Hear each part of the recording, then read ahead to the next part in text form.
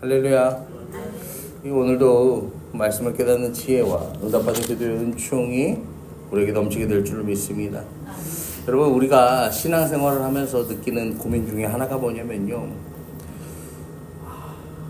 나는 하나님을 믿고 하나님께 축복받은 인생이다 라는 확신이 있어요.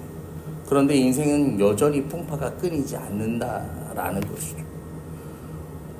하나님의 축복을 받았음에도 불구하고 끊임없는 갈등과 마주하는 게 우리 삶의 현실이다라는 거예요.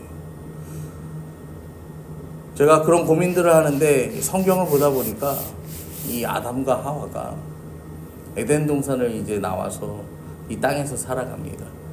그런데요, 아담한테는 하나님이 뭐라고 하세요? 평생 땀 흘려 수고해야 이 먹을 것을 얻어요. 여자는 해산의 고통이 있다고 하셨어요. 그런데 그러면은 그들이 수고하고 고통 가운데 그렇게 살아가지만 또 다시 생각해 보면은 그렇다고 해서 아담과 하와가 저주받은 인생입니까? 하나님과의 관계가 한번 깨어졌지만 하나님이 다시 어떻게 해요? 그 관계를 회복시켜 주셨잖아요. 하나님과 교제하면서 살아가잖아요. 아마 단순한 영적인 민감도나 이런 것만 보자면 우리보다 훨씬 더 영적으로 민감한 삶을 살았을 거예요. 성령으로 충만하고. 그런데도 그들의 삶을 하나님이 그렇게 표현하시는 걸 보면은 좀 인생은 어쩔 수가 없는 거구나, 이제 그런 생각들이 들어요. 여러분, 그런데 거기까지 생각을 저는 거기까지 생각을 해봤는데 대부분의 사람들은 어디까지 생각하냐면은 하나님 믿기로 했는데 왜 내 인생에 이런 갈등이 있고 이런 시험이 있습니까? 여기까지만 생각하는 거죠. 이 갈등과 시험이 그냥 원망의 대상, 불평의 대상일 뿐이지 하나님께서 나에게 주시는 시험, 어제 말씀에도 나온 것처럼 하나님이 나를 연단하시는 과정이라고 우리가 쉽게 생각하지 못하는 거예요. 그런데 오늘 본문에 등장하는 우리 이삭, 우리가 지금 3월에 특세를 하면서 이삭을 살펴보는데, 이삭은 이 축복과 갈등의 그 사이에서도요, 하나님을 온전히 신뢰했던 사람임을 우리는 말씀을 통해서 보게 됩니다. 오늘 말씀이 이렇게 시작해요. 12절입니다. 이삭이 그 땅에서 농사하여 100배나 얻었다라고 성경은 말합니다. 여러분, 이삭이 어떻게 그해 100배의 결실을 얻을 수 있었을까요? 어떤 기가 막힌 농법을 가지고 있었길래 이 100배의 결실이 맺어졌을까요? 이 26장의 1절로 내려가 보시면요, 뭐라고 하냐면요, 아브라함 때에 첫 흉년이 들었더니 그 땅에 또 흉년이 들매 이삭이 그랄로 가서 블레셋 왕 아비멜렉에게 이르렀다라고 성경은 말합니다. 여러분, 여기 보면요, 아브라함 때 첫 번째 흉년이 들었을 때요, 아브라함은 어디로 갔어요? 애굽으로 갔어요. 근데요, 이삭은 어디로 가냐면요, 그랄로 가서 블레셋 왕 아비멜렉에게 이르렀다라고 성경은 말해요. 그랄은 가나안 지역인데요, 비가 많지 않고 농사가 쉽지 않은 곳입니다.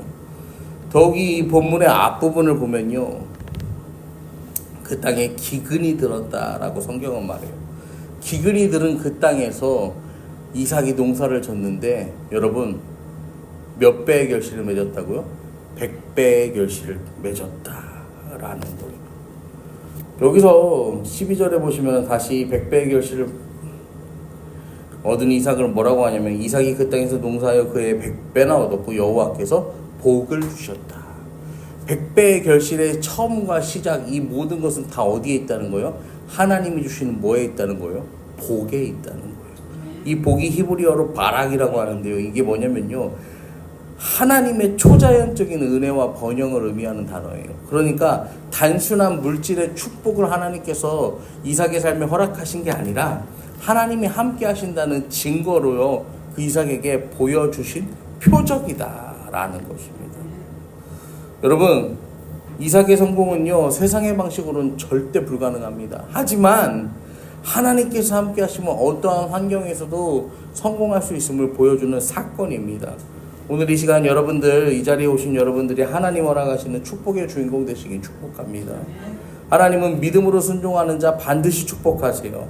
하나님의 말씀은 환경을 초월하고 모든 것을 뛰어넘음을 여러분 기억하시기를 바랍니다. 이삭이요 이렇게 어려운 상황에서 농사했다라는 거예요. 여러분 저는 농사를 안 지어봐서 모르는데 여러분 농사를 조금이라도 지어보셨으면 알 거예요. 농사가 쉽습니까 어렵습니까? 이 조만한 텃밭대기 하나 하는 것도요 여간 신경 쓸 게 많은 게 아니에요. 저도 기억이 나. 이게 어렸을 때 기억이 나요. 막 그러면 얘를 주말에도 관리해줘야 되고 아침 저녁으로 평일에도 관리를 해줘야 되고 해야 될 게 너무 많아. 집에서 애들이 뭐만 가져와도 집에 애들도요 유치원에서요 어린이집에서요 뭘 이렇게 만들기 이 키우는 거 키트를 가져와요. 그러면 예전에는 뭐 이렇게 가져오면 그거를 키워. 그러니까 처음에는 몰라가지고 얼마 전에도 예모가 뭐를 들고 왔는데 그게 무슨 기르기였는지 기억이 안 나요. 기억이 안 나는데 날파리가 집에 갑자기 많이 생기는 날파리가 왜 이렇게 많이 생기나 했더니 거기서 나오는 거야. 그 흙 화분에서 나오는 거야. 그래갖고 아 이거였구나 이러면서 야 이제 얘는 그만 키워야 된다 예모야. 예모를 잘 설득해가지고 이제 막 치우고 그랬어요. 그리고 이제 설날 전에는 예모가 또 무슨 키우는 세트를 들고 왔어. 그래서 이 무슨은 얘는 그래도 다행이요. 돌봐주지 않아도 지가 알아서 막 이렇게 자라나더라고. 그래서 이제 그 무순이 자라서 그 무순을 한번 먹고 정리했던 기억도 있는데 여러분 농사가요 쉽지 않아요. 그런데 기근이 든 땅에서 농사를 짓는다? 이거는요 더 쉽지 않아. 그런데 이삭은요 성경에 보면요 이삭이 뭐 불평했다고 나옵니까? 도망갔다고 나옵니까? 이삭은요 그 자기에게 맡겨진 그 자리에서요 뭐 했다는 거예요? 열심히 순종했다는 것이죠. 여러분 이삭은 불평하지 않았고 도망가지 않았고 믿음으로 행동해요. 근데 이삭이요 또 어디서 이렇게 행동하냐면 모리아 땅의 한 산에서도요 불평하지 않았고 도망가지 않았고 믿음으로 살아갔어요. 여러분 하나님께서 축복하시는 사람의 특징이 뭐냐면요 첫째는 불평하지 않습니다. 두 번째는요 도망가지 않습니다. 세 번째는요 믿음으로 행동한다라는 거예요. 여러분 이 축복받는 삶의 원칙을 여러분 가슴에 오늘 품고 돌아가시기를 부탁드립니다. 그런데요 이렇게요 하나님의 복을 입은 사람을요 항상 예상치 못한 어려움이 찾아온다라는 거예요. 그게 뭐냐면 사람들의 시기와 질투라는 것이죠. 14절에 보시면요 양과 소가 때를 이루고 종이 심이 많아지니까 블레셋 사람이 그를 시기했다라고 성경이 말해요. 시기.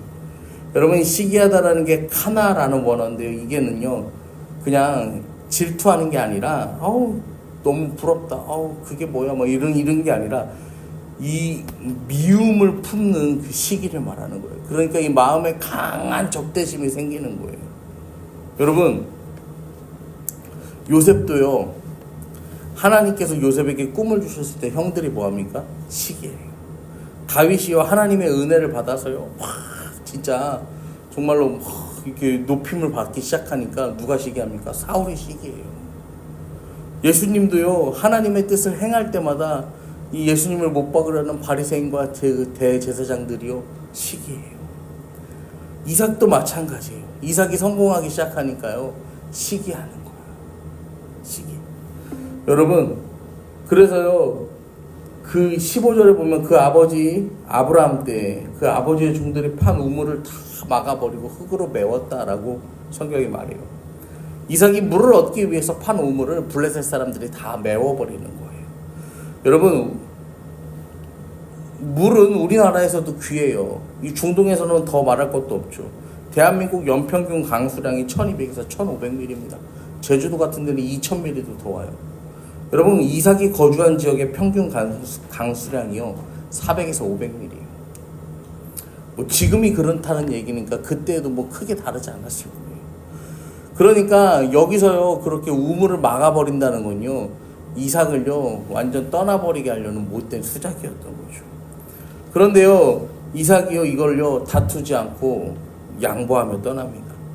여기 보시면은 성경에도 나오지만 이삭의 그 양과 소가 때를 이루었어요. 그리고 종이 힘이 많았다라고 성경은 말해요. 여러분 그러니까 이삭은 한번 해볼만 했던 거예요. 내가 부리는 종이 많으니까 다툼을 한번 해볼만 해요. 양과 소도 많아. 분량이 많다는 거죠. 한번 해볼만 해요. 그럼에도 불구하고요 이삭은 양보하고 떠나요. 그래서 18절부터 보시면 이제 우물을 파기 시작합니다. 그 아버지 아브라함 때에 팠던 우물들을 다시 팠으니 이는 아브라함이 죽은 후에 블레셋 사람이 그 우물들을 메웠습니다. 이삭이 그 우물들의 이름을 그의 아버지가 부르던 이름으로 불렀다라고 성경이 말해요. 그래서 자 20절에 보면 그날 목자들이 이삭의 목자와 다투어 이르되 이 물은 우리의 것이라 하며 이삭이 그 다툼으로 말미암아 그 우물 이름을 에색이라 하였으며, 새로운 우물을 파는데 에색이라고 해요. 에색은 다툼의 우물이라는 뜻이에요. 블레셋 사람들이 이걸 뺐는데 싸우지 않고 이삭이 양보합니다. 그러고서 21절에 또 다른 우물을 팠더니 그들이 또 다툼으로 그 이름을 신나라 하였으며, 신나는 대적의 우물이라는 뜻이에요. 이걸 또 뺏겨요. 다투지 않고 또 양보하는 거죠. 그리고 이삭이 세 번째 우물을 팝니다. 22절에 보면 이삭이 거기서 옮겨 다른 우물을 팠더니 그들이 다투지 아니하였으므로, 이제 블레셋 사람들도 더 이상 쫓아오지 않는 거야. 시기하지 않는 거야. 그 우물의 이름이 르호봇이라고. 르호봇의 뜻은요, 넓은 곳이라는 뜻입니다. 이삭이 다툼을 피하고 인내하니까요, 하나님께서 이삭의 인생을요, 넓은 곳으로 인도하셨다라는 거예요. 여러분, 이삭은 억울한 일을 당했지만요, 스스로 막 그 혈기를 가지고 싸우거나 맞서거나 복수하거나 반격하지 않았어요. 뭐 하냐면 온유하게 기다렸어요. 믿음으로 반응했다라는 거예요. 사건이에요. 여러분, 예수님이 마태복음 5장에서 온유한 자에게는요, 땅을 기업으로 주신다라고 말씀하셨거든요. 정말로요, 말씀이 그대로 이루어지는 걸요, 말씀대로 살아가는 사람이 이삭임을 우리가 오늘 다시 한번 확인하게 됩니다. 이삭이 물러나는 것 같았지만요, 결국 하나님께서 더 넓고 풍요로운 곳으로 인도하셨어요. 그리고 그곳에서 이삭이요, 여호와께서 우리를 위하여 넓게 하셨으니 이 땅에서 우리가 번성하리로다, 그렇게 고백합니다. 여러분, 갈등을 피하는 게 패배가 아니라요, 하나님의 계획을 이루는 과정임을 여러분 기억하세요. 세상에서 우리가 도망가는 게 아니라 하나님의 선하신 뜻을 이루어가는 과정인 거예요. 이삭의 삶을 통해서 우리는 세 가지를 배울 수 있습니다. 첫째는 하나님의 복은 환경을 초월해서 임한다라는 거예요. 여러분, 이 사실을 붙들고 오늘 기도하시기 바랍니다. 두 번째는 하나님의 복을 받을 때 여러분, 시련은 반드시 따라온다라는 거예요. 그럼에도 불구하고 하나님은요, 그 시험을 온유하게 이겨내는 자에게요, 르호봇, 넓은 곳을, 넓은 은혜를요, 더 큰 은혜를 허락하신다라는 거예요. 여러분, 어려운 환경 속에서도요, 사람들이 우리를 시기하고 밀어내는 애색과 신나, 이 갈등과 다툼의 시간이 우리에게 있을 수 있습니다. 하지만 그 시간을 우리가 온유함으로 대처하며 믿음으로 기다릴 때, 여러분, 우리는 그렇게 반응할 때 하나님께서 우리를 르호봇, 이 넓은 곳으로 이끄시는 은혜로 우리의 삶 가운데 함께 하심을 믿으시기를 이 시간 축원합니다.